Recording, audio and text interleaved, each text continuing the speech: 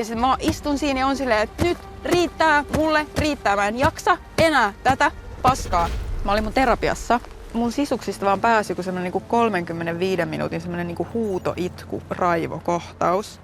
Ja jostain mehiläisistä kaikesta mä raivosin vaan 35 minuuttia ja itkin. Jotenkin semmonen niinku, vaan semmonen niinku näin. Ja sitten se mun terapeutti kysyi sen kaiken jälkeen, että no mitä sä sit haluisit tehdä? Ja sit mä huusin vaan jotenkin silleen, että no en mä tiedä, että olla vaikka jossain niinku eturintamassa. Ihan sama, että mä menen vaikka yksin johonkin vittu Manskulle, että mä menen vaikka yksin sinne Mannerheimin tietälle, mä vaan istun sinne autotielle, mä vaan istun sinne ja sitten ne autot pysähtyy ja sitten mä vaan istun siinä ja on silleen, että nyt riittää, mulle riittää, mä en jaksa enää tätä paskaa.